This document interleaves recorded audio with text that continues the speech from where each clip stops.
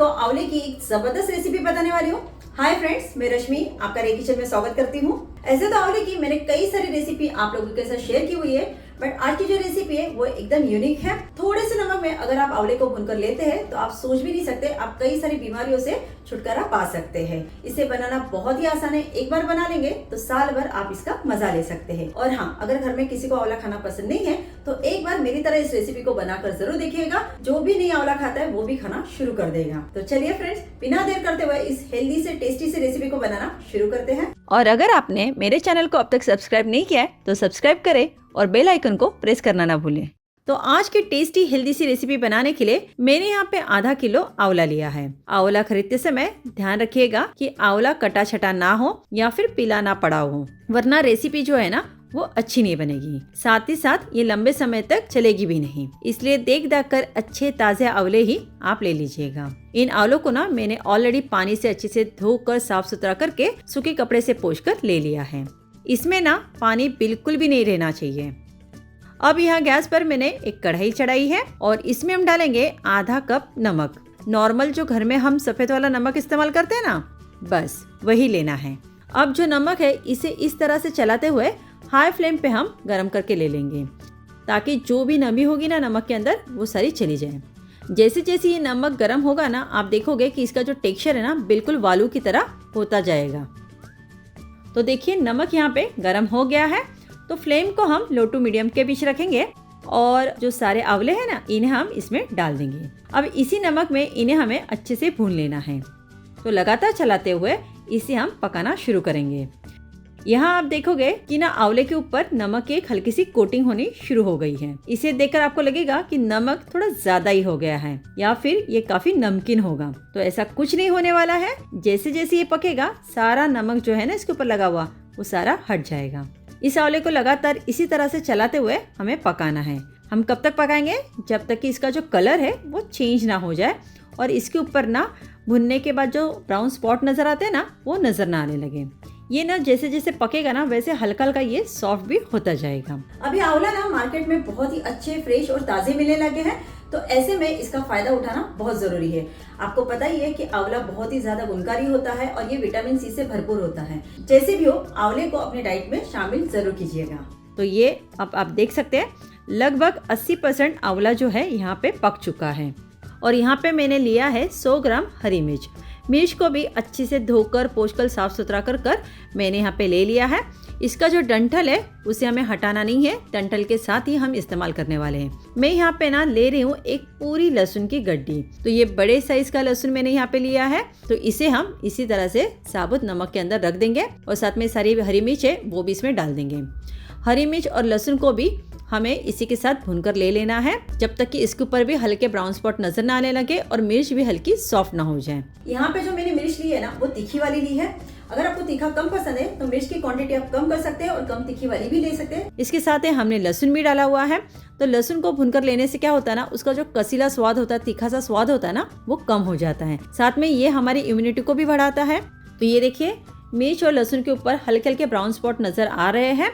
मिर्च भी आंवले के साथ अच्छे से फ्राई हो चुकी है और दोनों सॉफ्ट हो गए। तो बस अब गैस की फ्लेम को कर देंगे बंद और आंवले को अलग से बाउल में निकाल लेंगे। देखिए इसके ऊपर काफी सारा नमक आपको नजर आ रहा होगा।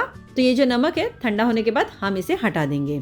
और ये जो लहसुन और मिर्च है इन्हें भी हम अलग से बाउल में निकाल लेते हैं। ये भी काफी गर्म है तो इसे भी ठंडा होने के लिए छोड़ देते हैं। अब ये जो कढ़ाई में बचा हुआ नमक है ना, इसे फेंके नहीं। आपको अगर कुछ भी बेक करना हो, जैसे कि केक बनाना हो, तो बेक करने के लिए ये काम आ जाएगा।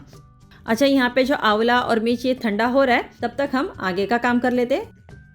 तो यहाँ पे मैंने लिया है एक पैन। 2 चम्मच हम साबुत धनिया डालेंगे, साथ में 1 चम्मच सौंफ, 1 चम्मच राई, 1 चम्मच जीरा, आधा छोटा चम्मच मेथी दाना। मेथी दाना कड़वा होता है तो इसलिए ज्यादा ना डालें। आधा छोटा चम्मच हम यहाँ पे अजवाइन भी डालेंगे। साथ में 8 से 10 मैं यहाँ पे काली मिर्च भी ले रही हूँ, तो ये भी इसमें डाल देते हैं। तो यहाँ पे जो मसाले मैंने इस्तेमाल किए वो एकदम बेसिक से मसाले हैं, जो कि हमारे किचन में बड़ी आसानी से मिल ही जाते हैं। और हाँ, मसाले जो है एकदम धीमी आंच पे अच्छे से उसे भूनकर ले लीजिएगा। बहुत ज्यादा गर्म करके या बहुत ज्यादा जलाना नहीं है। वरना मसाले का जो फ्लेवर है ना वो कड़वा हो जाएगा, जिसकी वजह से आपकी रेसिपी पूरी बिगड़ जाएगी। तो जितना मसाला हल्के आंच पे भुना हुआ रहेगा उतना ही उसका जो फ्लेवर है और भी ज्यादा इन्हांस होता है और रेसिपी बहुत ही खाने में टेस्टी बनती है। जैसे जैसे हल्की सौंधी सौंधी सी मसालों में से खुशबू आने लगे, आप समझ जाइएगा कि आपके जो मसाले अच्छे से पक चुके हैं। बस उतना ही हमें मसालों को भून लेना है। तो यहाँ पे आप देख सकते हैं मसाले बढ़िया से भुन गए हैं। 1-2 मिनट के लिए मैंने इन्हें लगातार चलाते हुए भुना हुआ है। हल्के से चटकने लगे हैं तो बस गैस को कर देंगे बंद और इन्हें हम प्लेट में निकाल लेंगे ताकि ये भी जल्दी से ठंडा हो जाए। पैन में रहेगा तो ये ओवर कुक होगा। अब यहाँ पे हम सेम पैन लेंगे और इसमें डालेंगे आधा कप इतना सरसों का तेल। सरसों के तेल में बनी ये रेसिपी ज़्यादा टेस्टी लगती है खाने में। वैसे आप चाहो तो जो भी तेल आप इस्तेमाल करते हो घर पे वो यहाँ पे ले सकते हैं। तेल में से धुआं आने तक इसे बढ़िया से गर्म करके लेना है। आप देख सकते हैं इसमें से अब धुआं उठने लगा है तो बस गैस को कर देंगे बंद और इसे भी ना थोड़ा सा ठंडा होने के लिए छोड़ देंगे। यहाँ पे हमारा जो आंवला भी है वो भी अब ठंडा हो चुका है और मिर्च भी ठंडी हो चुके हैं। तो इसके ऊपर जो नमक लगा हुआ है ना उसे हमें हटा लेना है, जिसके लिए मैंने यहाँ पे छलनी ली है और एक थाली ली है नीचे। तो छलनी में सारे आंवले डाल देंगे और इसके ऊपर जितना भी नमक लगा है वो इस तरह से छान कर हटा देंगे। आप देख सकते हैं कि थाली में कितना सारा नमक निकल चुका है। आप चाहो तो कोई भी सूखे कपड़े से भी इसे साफ सुथरा करके पोंछ कर ले सकते हैं। तो इसी तरह से हम मिर्च और जो लहसुन है उसके ऊपर का भी नमक जो लगा हुआ है उसे हटा देंगे। तो दोनों के ऊपर जितना भी नमक लगा था उसे मैंने छनकर हटा दिया है। अब ये जो आंवला इतना सॉफ्ट हो चुका है कि इसे हम आराम से कट करके ले सकते हैं। तो सारा पल्प हम अलग कर लेंगे और इसके अंदर जो बीज है वो हमें नहीं चाहिए तो उसे बस हम हटा देंगे। अब ये जो मिर्च है इसका जो डंठल है वो हमें नहीं चाहिए तो उसे भी हम हटा देंगे। मिर्च का डंठल नमक डालने से पहले इसलिए नहीं तोड़ा था क्योंकि नमक डालने से पहले अगर इसे तोड़ते ना तो सारा जो नमक है मिर्च के अंदर तक चला जाता और ये ज़्यादा नमकीन हो जाता, इसलिए हमने पहले इसका डंठल हटाया नहीं था। मिर्च भी आप देख सकते हैं बढ़िया से सॉफ्ट हो गई है। तो आप देख सकते हैं कि सारे लहसुन का छिलका उतारकर मैंने ले लिया है। अब लेंगे एक चॉपर और इसमें थोड़ा थोड़ा करके हम ये आंवला है इसे डालेंगे और 2-3 बैच में इसे ना हम मोटा मोटा चॉप करके ले लेंगे। इसे एकदम बारीक या एकदम फाइन पेस्ट की तरह नहीं बनाना है, इसका हल्का मोटा रखना ज़रूरी है। तो ये देखिए इतना मोटा मोटा मैंने इसे चॉप करके ले लिया है। सेम इसी तरह से ये जो मिर्च और लहसुन है इन्हें भी हम मोटा मोटा चॉप कर लेते हैं। आप चाहो तो इसे छुरी से कट करके या फिर मिक्सी में ग्राइंड करके भी ले सकते हैं अगर आपके पास इस तरह का चॉपर ना हो तो।